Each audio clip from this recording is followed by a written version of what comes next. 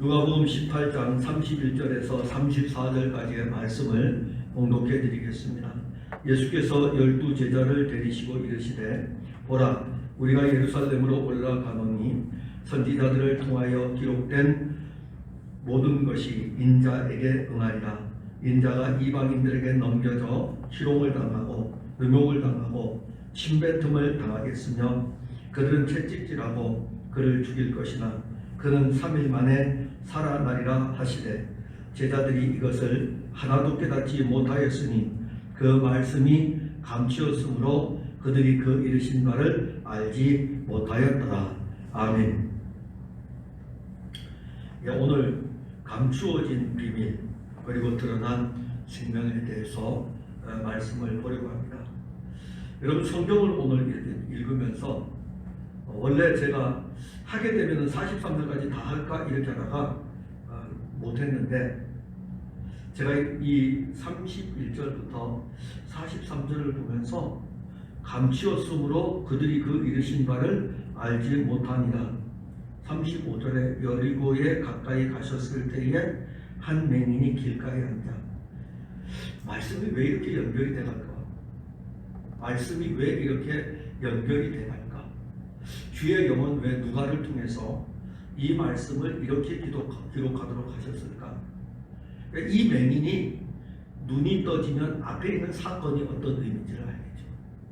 그러니까 눈이 가려져 있기 때문에 앞에 있는 사건을 이야기해도 베드로나 제자들은 알지를 못하고 감추어져 있으니까. 그래서 아마 다음 주에 그 부분을 우리가 풀어갈 텐데 예수님께서 이제 예루살렘으로 올라가십니다. 이 걸음은 그동안 예수님이 예루살렘으로 올라갔던 걸음하고는 이제는 또 다른 걸음입니다. 마지막으로 올라가는 걸음입니다. 예수님 하나님의 아들로 이 세상을 살면서 십자가를 지러 가는 그 사역의 길입니다. 그러게 예수님에게는 이 길이 남다를 수가 있을 것입니다. 그래서 제가 이 말씀을 이렇게 보면서 만일 제가 은퇴할 때가 돼가지고 다가오면서 이 예배당에 설교하러 올라오면 전에 올라왔던 것하고는 다를 거예요. 그리고 그것이 다가오면서 이번 주가 마지막으로 올라가는 길이라 했을 때는 아마 집에서부터 내려오면서 저 문을 열고 들어와서 여기 앉는 이 순간, 설교하는 그 순간까지도 앞에 전에서 늘 해왔던 어떤 감정하고는 다른 감정일 것입니다. 아마 우리 예수님이 인성을 이루셨기 때문에 우리 예수님에게도 이런 부분이 있지 않았을까. 그거는 가서 물어봐야 되겠지만은 아무튼 예수님이 지금 마지막 걸음이에요. 이 마지막으로 예루살렘으로 올라가십니다. 그래서 이 걸어가는 이 걸음이 그의 사역의 정점이라고 할 수 있습니다.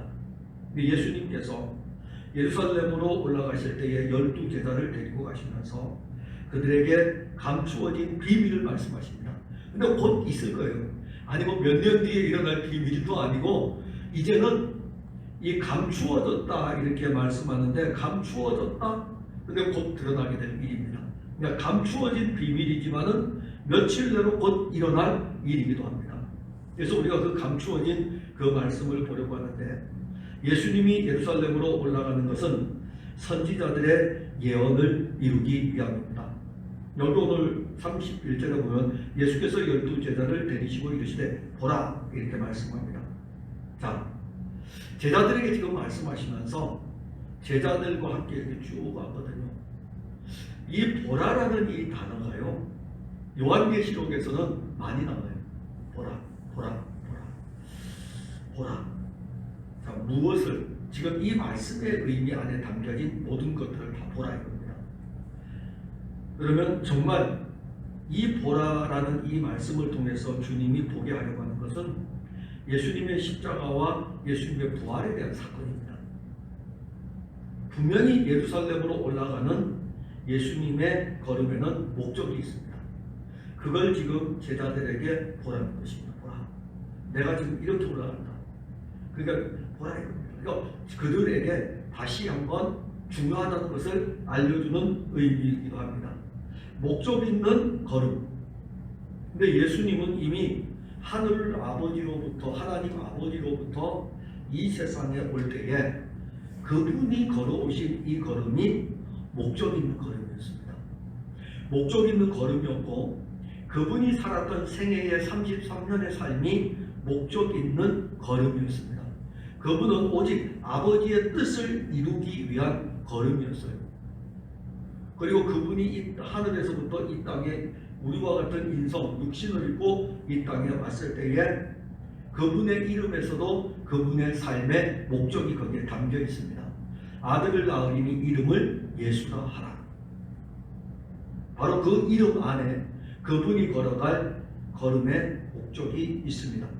자기 백성들을 죄에서 구원하기 위한 걸음이에요. 그렇다면 우리가 오늘날 말씀을 통해서 교인들에게 무엇을 가르쳐야 되냐면, 예수님은 그 목적을 가지고 이 땅에 오셨는데, 예수님은 그 목적을 가지고 33년 6개월 동안 사람들을 만나며, 특히 3년 6개월 동안 만나는 사람들에게 그 목적을 가지고 그 사람들을 대했는데, 우리들의 신앙은 과연 그 목적을 따라 가고 있는가? 예수님과 그 목적이 같은가? 아니면 또는 교회들은 오늘날 그 목적을 바르게 가르쳐주고 있는가? 우리 자신이기도 하죠. 목사인 저는 교인들을 예수님이 이 땅에 오신 그 목적을 알려주기 위해서, 물론 성경 안에는 예수님이 얼마나 부요하신데요, 예수님의 부요는요 이루 말할 수가 없습니다. 생명의 부요를 이야기하면 한이 없고요, 긍휼의 부요를 이야기하면 그 긍휼의 풍성함을 우리가 무엇으로 표현하겠습니까? 그의 의는요, 우리가 도달하지 못할 의가 아닙니까? 그러니까 그리스도가 가지고 있는 이 모든 부요는 우리가 어떻게 표현할 수 없을 정도로, 아니 세상에서 그 어떤 것들을 다 가지고 있다 할지라도 그 부요하고는 가까이 갈 수 없는, 비교한다면 가까이 갈 수 없는 부요입니다. 예수님이 자기 백성을 구원하는 이 일의 걸음을 걸어가는데, 교회는 오히려 엉뚱하게 다른 것들에 관심을 가져가지고 그러한 것들을 이야기합니다.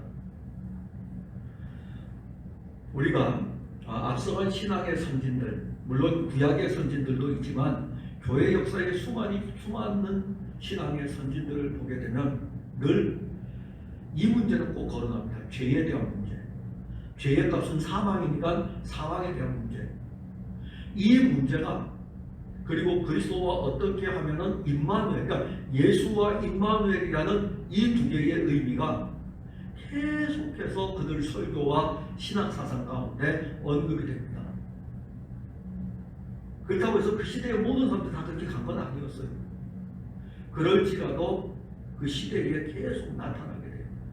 오늘 우리의 시대에도 교회를 보세요. 다양한 방법으로 지나갑니다. 지금 우리 시대 지나가요.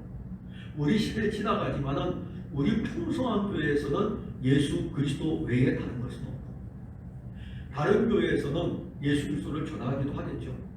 너 어떤 교회를 가면 기복에 치우친 신앙, 어떤 교회에 가면은 종교의 프로그램에 관계된 거, 이런 것들로 또 가득 차 있을 수 있고 뭐 다양하겠죠. 그런데 교회 역사의 흐름을 보게 되면은 정말 죄와 사망과 그리스도에 관한 이것이 중심이 되어야 된다라는 것입니다. 그게 예수님이 이 땅에 오신 목적이었고, 예수님이 걸었던 걸음도 그 목적 있는 걸음이었습니다. 예수님은 이 목적을 가지고 하늘에서부터 내려와서 지금 목적 있는 걸음의 최종 종착지를 향하여 가고 있는 것입니다. 예수님이 향하는 예루살렘은 잠시 후에 하나님의 아들을 죽이는데 앞장서는 도시가 될 것입니다. 그럼에도 불구하고 예수님은 지금 알면서도 이 걸음을 멈추지 않고 우리가 예루살렘으로 올라간다 알고 있어요. 알고 있음에도 불구하고 자기가 온 걸음의 목적이 거기에 있기 때문에 우리가 지금 거기로 간다, 예루살렘으로 올라간다라고 이야기합니다. 그리고 제자들에게 보라고 하신 것은 목적 있는 이 걸음을 보라는 것이고, 목적 있는 걸음을 통해서 그리스도의 구속의 사역이 십자가와 부활을 통해서 완성하는 것을 보라는 것입니다. 정말 우리의 눈을 들어 보아야 될 것은 그리스도가 걸으시는 걸음일 뿐만이 아니라 예수 그리스도께서 걸으시면서 3년 6개월 동안 수많은 병자들도 만나고 죽은 자들도 만나고 제사장들하고 논쟁도 하고 바리새인들하고 논쟁하고 서기관들하고 논쟁하고 이런 과정의 길, 많은 유대인들을 앞에 두고 설교하고 이 과정의 길을 통해서 예수님의 구속사역의 완성이 어디에서 이루어지냐면은 예루살렘에서 십자가와 부활로 이루어지는 것입니다. 그걸 보라야 됩니다. 지금까지 내가 너희들을 불러가지고 여기까지 왔는데 여기서 멈출 것이 아니라 더 가야 된다 이겁니다. 조금 더 가서 잠시 후에 있을 십자가와 부활, 구속의 사역의 완성을 볼 것을 말씀합니다. 예수님이 예루살렘으로 향하는 이 여정에서 사실 이 부분을 언급할 때에 예수님은 선지자들을 통하여 기록된 모든 것이 인자에게 응하리라 라는 말씀을 합니다.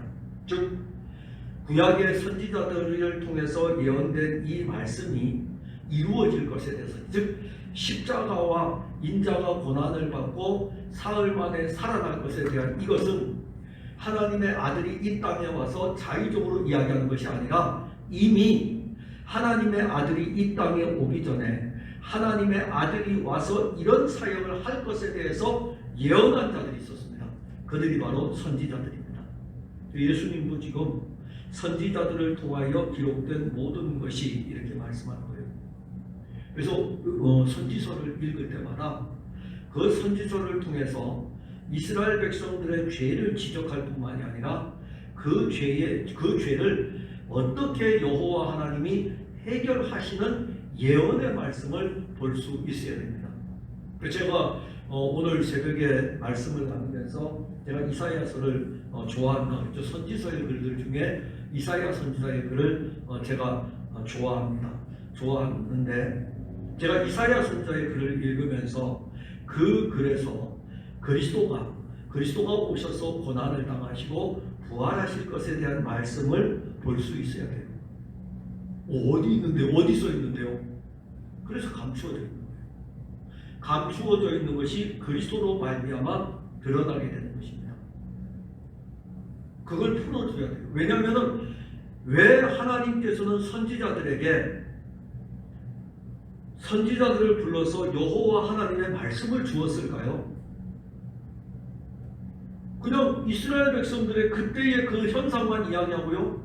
아수르에 멸망하고 바벨론에 멸망하고 장차 이 바벨론은 페르시아에 멸망하고 그것 때문에 주었을까요? 아니에요. 이런 역사적인 사건들을 보여주면서 이 역사적인 사건들 속에서 하나님의 아들에 대해서 말씀하고 있고 하나님의 아들이 어떻게 고난을 받고 그리고 살아날 것에 대해서 선지자들의 글에 다 나와 있기 때문에 하나님의 아들이신 예수님이 지금 제자들에게 그 이야기하는 거예요. 지금 예루살렘으로 올라가면은 선지자들을 통하여 기록된 모든 것이 인자에게 응하리라. 예수님이 말씀 자체이셔요. 선지자들에게 말씀을 주신 분이 예수님이셔요. 육신을 입었기 때문에 예수님이라고 하지만은 여호와 그 하나님이셔요. 직접 말씀을 주신 분인데 왜 모르겠어요? 내가 선지자들에게 준 이 말을 지금 내가 이루기 위해 가지고 육신을 입고 이 땅에 왔다고 지금 말씀하고 있는 것입니다. 그걸 우리가 보아야 되죠. 이사야 선지자를 통해서 이사야 시대만 보면 뭐 하겠습니까? 예레미야 선지자를 통해서 예레미야만 보면 뭐 하겠습니까? 우리가 이사야 선지자 시대에 사는 것도 아니고 예레미야 선지자 시대에 사는 것도 아닌데 그리고 이사야 선지자 시대의 신앙인들이 이렇게 했으니까 여러분들은 이 신앙을 본받아야 되고 이렇게 가면 안 됩니다. 이걸로 끝나려고요? 아니죠. 거기에서 이사야 선지자 시대에 오실 그리스도, 예레미야 선지자 시대에 오실 그리스도가 말씀되어져 있으면 그가 와서 고난을 당하시고 살아날 것에 대한 말씀을 거기에서 보아야 되는 것입니다. 그래서 목사가 왜 있겠습니까? 그걸 바르게 가르치기 위해서 목사가 있는 것이죠. 그 목회자는 그걸 가르쳐야 됩니다. 그걸. 오늘 본문에서는 선지자에게 기록된 모든 것이 인자에게 응하리라. 이것은 예수님이 예루살렘에서 일어날 이 모든 일들이 인자에게, 사람의 아들에게 이루어질 것을 말씀합니다. 사람의 아들이라고 예수님을 표현할 때는 한 면에서는 하나님의 아들이라고 그래요. 자, 그의 신성입니다. 하나님의 아들. 그리고 한 면에서는 사람의 아들이라고 그래요. 그의 인성입니다. 예수님은 신성과 인성을 같이 가지고 있습니다. 이것은 풀 수 없는 신비한 비밀이에요. 사람의 아들에게, 인자에게 응하리라. 사람의 아들에게 응한다는 것은 예수님이, 하나님의 아들이 고난을 당하는 게 아니라 하나님의 아들이 육신을 입고 와서 육신을 입으신 이 하나님의 아들이 사람의 아들이니까는, 마리아의 몸에서 탄생을 했으니까는 이 예수님이 고난을 당하는 것입니다. 그분이 고난을 당해야 돼요. 만일 그분이 고난을 당하지 않고 하나님의 아들이 고난을 당한다면 하나님의 아들은 굳이 육신을 입고 올 필요가 없죠. 하나님 아버지 편에서 고난 당하시면 되는데요. 그런데 사람의 아들로 고난 당해야 될 이유는 그가 우리와 같은 육신을 입으셔야만이 우리의 죄와 우리가 가진 사망의 문제를 해결할 수 있기 때문에 그래요. 똑같은 환경이, 똑같은 조건이 되어야 되잖아요. 우리와 똑같은 육신을 입어야 되기 때문에. 그래서 인자에게 응하리라, 이 말씀은 인자에게 응한다는 이 말씀을 볼 적에, 구약에서 이 말씀을 볼 적에 하나님의 아들이 사람으로 오실 것을 볼 수 있어야 돼요. 그리고 그가 고난 받으실 것도 보아야 됩니다. 인자에게 응하리라, 이 말씀은 하나님의 아들이 사람의 아들이 되셨는데 사람의 아들이 되신 하나님의 아들에게 임하는 말씀. 하나님의 아들이 사람의 아들이 되었고 사람의 아들이 하나님의 아들인 거예요. 사람의 아들이 하나님의 아들, 그에게 임한 하나님의 말씀. 예루살렘에서 이루어질 그 일들이 선지자들의 말씀에 나타났고 그대로 이루어짐을 구약 성경을 통해서 우리에게 보여줄 때는 신약으로 자연스럽게 연결이 되게 되는 것입니다. 그러니까 모세의 글을 통해서 예수를, 선지자의 글을 통해서 예수를. 예수님 그 말씀하신 거예요. 모세의 글에 무엇이라 기록되어져 있느냐, 선지자의 글에 무엇이라 기록되어져 있느냐, 또 누구에게로 가리킵니까? 모세의 글을 통해서 예수님, 선지자의 글을 통해서 예수님. 이 부분을 알려줍니다. 여러분들이 한번 읽어보시고 성경을 읽으시면서 우리가 무슨 기도를 하겠습니까? 사실 정말 우리가 기도해야 될 것은, 저도 지금도 기도하고 있는 거지만은 성경을 통해서 그리스도를 더 알기를 원합니다. 예수님을 더 알기를 원합니다. 여러분들이 예수님을 많이 알면 많이 알수록요, 우리 안에 있는 다른 것들은요, 자리를 잡을래야 잡을 수가 없습니다. 예수님을 많이 알면 많이 알수록. 그래서 구약을 통해서 예수님에게로 자연스럽게 연결하면 예루살렘에서 인자에게 이루어질 일이 어떤 일이냐면, 본문 32절과 33절에 인자가 이방인들에게 넘겨져 희롱을 당하고 능욕을 당하고 침뱉음을 당하겠으며 그들은 채찍질하고 그를 죽일 것이나. 이방인들에게 넘겨질 것을 예수님 말씀합니다. 예수님은 유대인입니다. 유대인을 통해서 나셨어요. 유대인입니다. 그런데 유대인들이 죽이질 않아요. 로마인의 손에 넘겨줍니다. 이방인의 손에 넘겨주는 거예요. 그래서 이방인의 손에 넘겨주고 이 이방인들에 의해서 희롱을 당하고 능욕을 당하고 침뱉음을 당하고 채찍질을 당합니다. 이것을 지금 이 말씀을 12제자들에게 하는데 12제자들이 이것을 알 수 있을까? 예루살렘에서 예수님이 당할 고난과 그 죽으심에 대해서, 부활에 대해서 말씀할 때에 제자들도 알지 못하고 유대인들도 알지 못합니다. 유대인들은 선지자의 글을 이미 읽었어요. 오랫동안 읽어왔고 모세의 글을 제일 먼저 읽고 그 다음에 선지자의 글을 읽는데, 이들이 선지자의 글을 회당에서 이렇게 읽을 때에 자기들에게 다가올 메시아의 나라 기다리게 되죠. 그래서 유대인들은요, 메시아 대망 사상을 가지고 있습니다. 지금도 가지고 있지만 예수님 당시에도 그들은 로마 제국의 압제 아래에 있었기 때문에 메시아를 그때도 기다리고 있었습니다.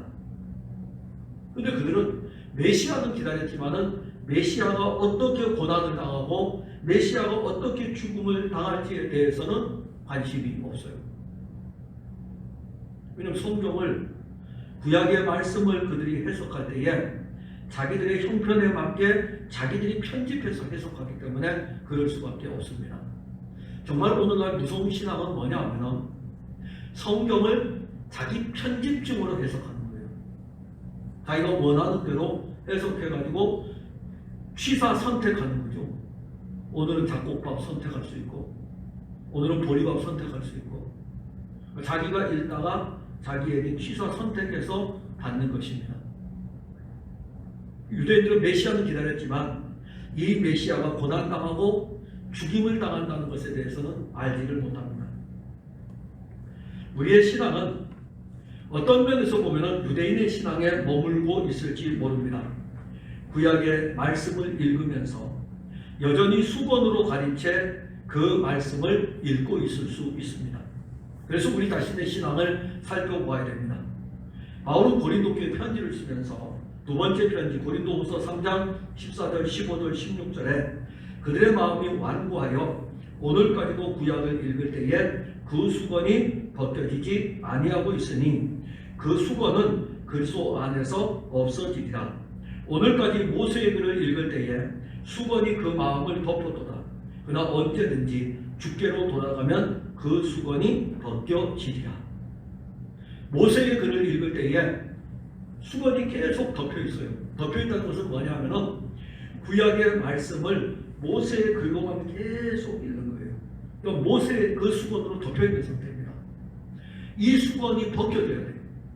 이 수건이 벗겨져야 이 모세와 비교할 수 없는 하나님의 아들을 만날 수가 있어요. 뭐 어디로 돌아가야만이 이 수건이 벗겨질 수 있을까? 그 수건이 마음을 덮었으니까는 이 마음에 덮여진 이 수건을 벗기려면은 주께로 돌아가는 것입니다. 그리스도에게로 돌아가는 거예요. 그럼 모세의 글을 읽으면서 이 수건을 벗기려면은 모세의 글을 읽으면서 그리스도에게로 돌아가면 돼요. 모세의 글을 읽으면서 그리스도에게로. 그게 잘 이해가 안 되면은 히브리서 11장에 모세가 나옵니다. 믿음으로 모세는 바로의 공주의 아들이라 칭함을 거절하고 그리스도와 함께 고난받기를 좋아합니다. 아니 여러분들 모세를 읽을 적에 구약 성경의 모세를 읽을 적에 그리스도가 나옵니까 안 나옵니까? 안 나오잖아요. 근데 왜 히브리서의 저자는 믿음으로 모세는 왜 믿음으로 모세는 바로의 공주의 아들이라 칭함을 거절하고 그리스도와 함께 고난받기를 차라리 거기다 여호와와 함께 고난받기를 좋아하고 이렇게 쓰면 이해가 될 텐데 왜 그리스도와 함께라고 했을까요? 그래서 그 말씀을 가지고 구약으로 돌아가면 돼요. 그 말씀을 가지고 구약을 읽으면 구약을 통해서 그리스도를 만나고 모세를 통해서 그리스도를 만납니다. 제가 늘 말씀드리지만 십계명은요 여러분들에게 지키라고 준 것이 사실 아니에요. 여러분들이 지킬 수 없는데요. 하나님 아셔요. 지킬 수 없는 거 아셔요. 우리가 어떻게 여호와 외에 다른 신을 우리가 어떻게 안 섬길 수 있겠습니까? 우상 숭배도 수도 없이 많이 하고 그리고 부모를 제대로 공경할 수 있습니까? 얼마큼 십계명에 나온 내용을 다 알죠. 그러면 지킬 수 없는 것을 하나님이 율법으로 우리에게 주었습니까? 라고 우리가 반문할 수도 있죠. 지키라고 주었습니까? 아무도 못 지켜요. 죄인이기 때문에. 그걸 왜 주었을까요? 그래서 그걸 가지고 마음을 수건으로 덮으면 자기가 자꾸 그 말씀을 지키려고 하니까는 안 되고 지키려고 하면 할수록 내가 기쁨이 넘치는 것이 아니라 율법이 무거운 짐이 되고 그런데 이 십계명을 가지고 그리스도에게 가져가니까 어떻게 풀릴까요? 어떻게 풀릴까요? 우리가 이 십계명을 지킬 수 없는 죄인임을 알게 됩니다. 그러면 이 죄는 결국 나무에 달린 자마다 저주를 받은 자인데 예수님은 사실 저주받은 자가 아닙니다. 죄가 없으시기 때문에 율법을 지키지 아니하는 자가 저주를 받아서 나무에 달리게 돼 있어요. 근데 예수님이 율법에 달려서 저주를 받았습니다. 우리가 지키지 못하는 이 십계명에 대한, 우리 율법에 대한 이런 모든 것들을 그리스도가 이루셨구나 라는 것을 알게 되는 것입니다. 그러면 우리에게 또 하나 남는 숙제가 있어요. 그러면 십계명을 안 지키면 됩니까? 율법을 안 지키면 됩니까? 이 문제가 대두가 됩니다. 아닙니다. 이제는 여러분들이 율법으로 지키라고 하는 것이 아니라 복음이 여러분들 안에서 그것을 행하도록 해주십니다. 그게 이웃사랑의 온전한 사랑입니다. 율법은 내게서 출발하여 가지만은 나는 이룰 수 없고, 이룰 수 없는 이것을 그리스도가 십자가에서 이루셨고, 믿음으로 이것을 우리가 갖게 돼서 수건이 열려졌어요. 그리고 도덕 폐기론자로 갈 수 있느냐? 아니다 이겁니다.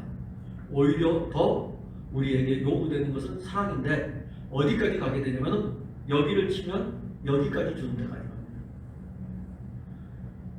겉옷을 달라 그러면 속옷도 줘야 돼요. 율법에도 없는 거예요.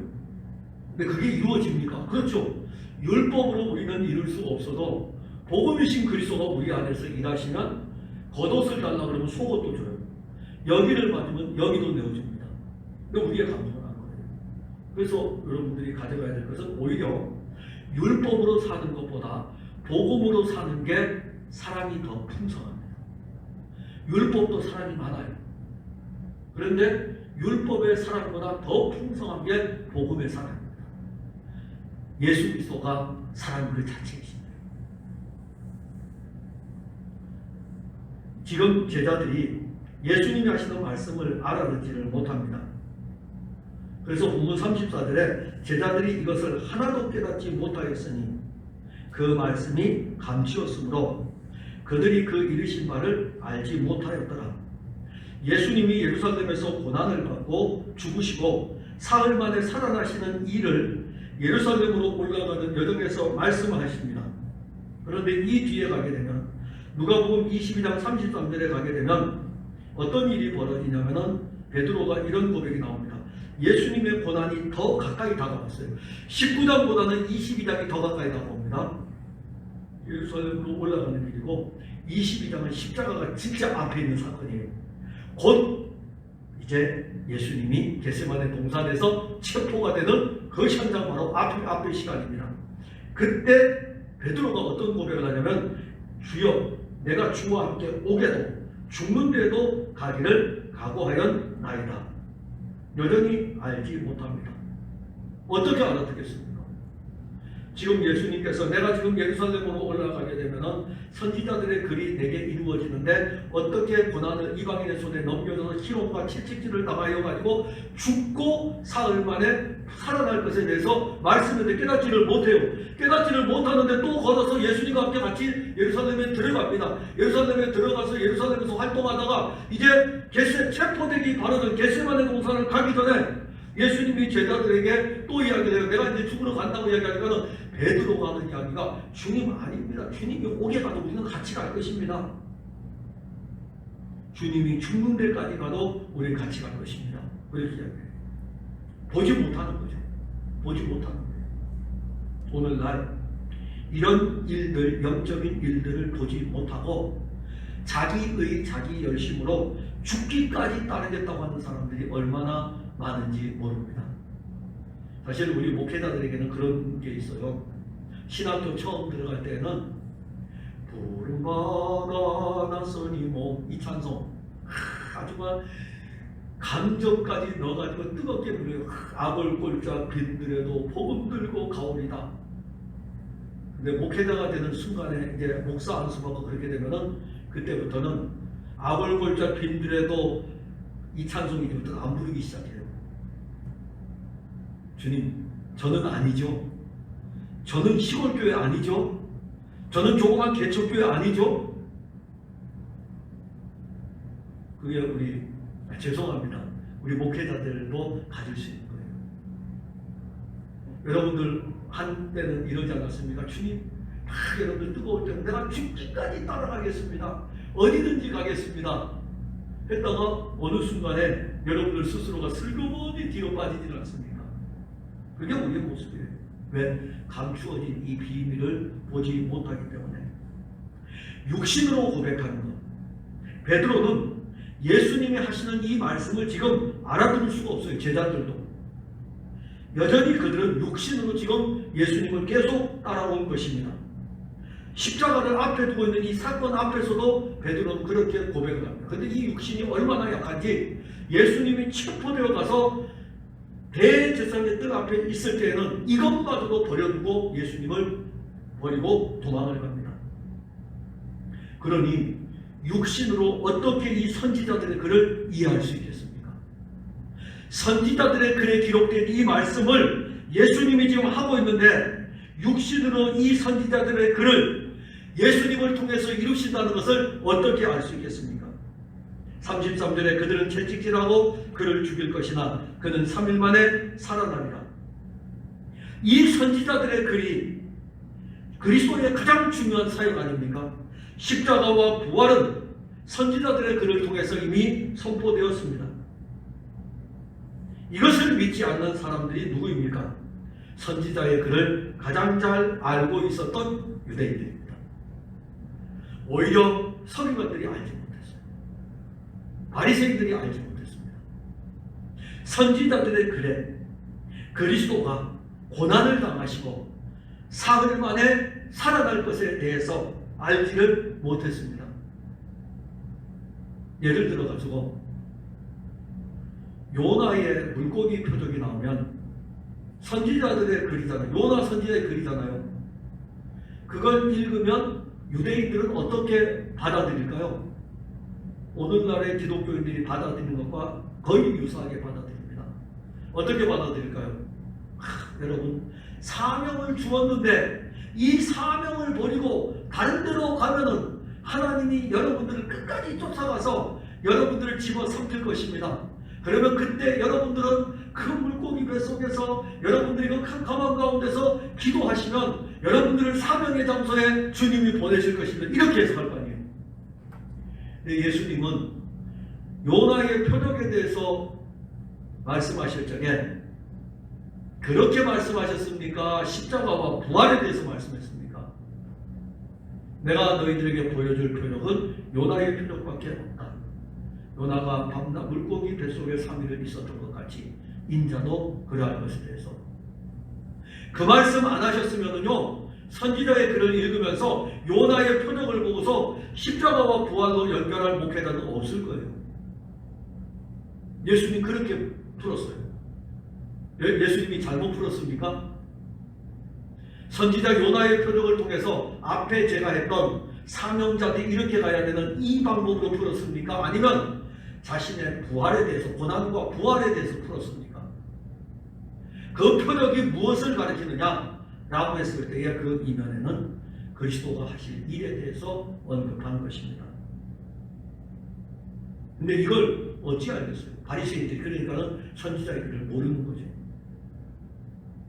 선지자의 글은 예수님이 반드시 이루십니다. 선지자의 글은 예수님이 반드시 이루십니다. 이것은 하나님의 언약이 그리스도 안에서 이루어짐을 가르칩니다. 율법과 선지자의 글은 예수 그리스도 그분을 가리킵니다. 자, 그러면 이제 이 제자들은 어떻게 이 말씀을 믿고 누릴 수 있습니까? 육신으로는 육신의 일밖에 보지 못합니다.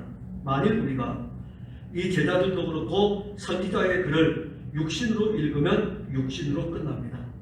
똑같이 아까 읽었던 고린도 후서 3장 14절 15절 16절 뒤에 17절 18절에 보면 우리가 다 수건을 벗은 얼굴로 거울을 보는 것 같이 주의 영광을 본다 이렇게 말씀합니다.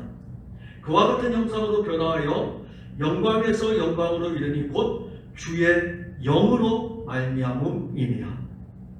육신으로는 선지자의 글을 통해서 그리스도를 볼 수가 없다면 영으로는 이 일을 하신다는 것입니다. 주의 영으로 말미암지 않고는 구약의 수건을 벗을 수 없습니다. 제자들도 예수님의 십자가와 부활을 성령이 오심으로 알고 누렸습니다.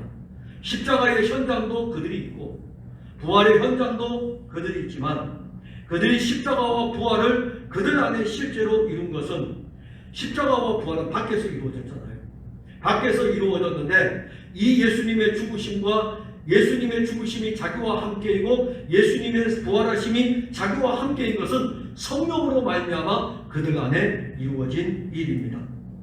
이것이 영으로 주어지는 생명의 실제인 것입니다. 그러니까 감추었던 이것이 드러나서 우리에게 생명으로 실제가 되는 것은 이 신령한 일은 성령으로 말미암아 우리에게 이루어지는 일입니다. 그러니까 육은 무익해요. 우리의 신앙생활할 때 육이 이끌어가는 신앙생활은 무익합니다.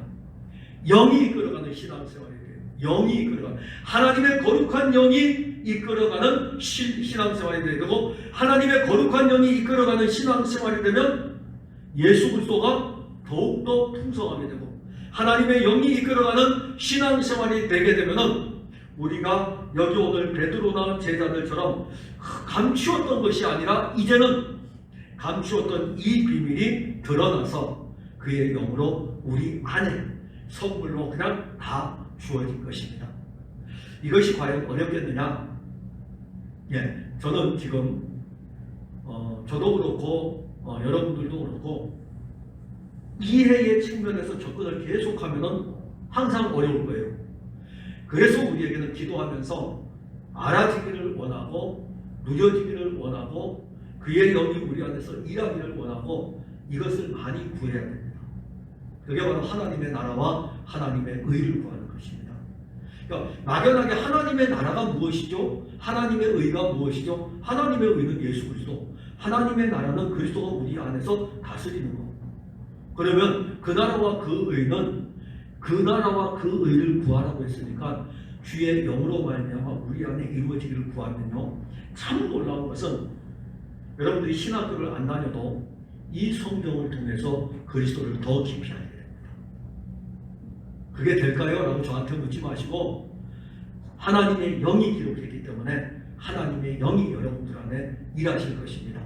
그때부터 여러분들에게는 성경은 감추어진 비밀이 아니고 드러나는 것이고, 그리고 어떤 면에서 여러분들 이걸 버리셔야 됩니다. 신학교를 다니면은, 저도 신학교 나왔잖아요. 우리 선생님도 신학교를 다녀야 되는데 신학교를 다니면 우리보다 더 많이 안다, 이 설득 다 버리셔야 돼요. 신학교를 다녀서 아는 게 아니에요. 성령으로 말미암아 감추어진 비밀을 아는 것입니다. 신학교에서 감추어진 비밀 찾는 거 없어요. 여러분들이 주의 영의 도움을 받으면 저보다도 이 말씀의 깊이를 더 많이 알게 됩니다. 그러면 제가 목사할까요? 그런 의미가 아니고 깊이 알면 알수록 은혜가 풍성해집니다. 그래서 감추어진 비밀이 여러분들에게 더 풍성하게 알아지고 누려지는 은혜가 있기를 바랍니다. 기도하겠습니다. 하나님, 은혜를 감사합니다. 예수님께서 예루살렘으로 올라가실 때에 제자들에게 예루살렘에서 일어날 예수님의 죽으심과 부활에 대해서 말씀을 했지만 제자들은 이것을 알지 못했습니다. 왜 이 제자들이 이것을 알지 못하였을까요? 육으로 알려고 할 때는 이것은 감추어진 비밀입니다.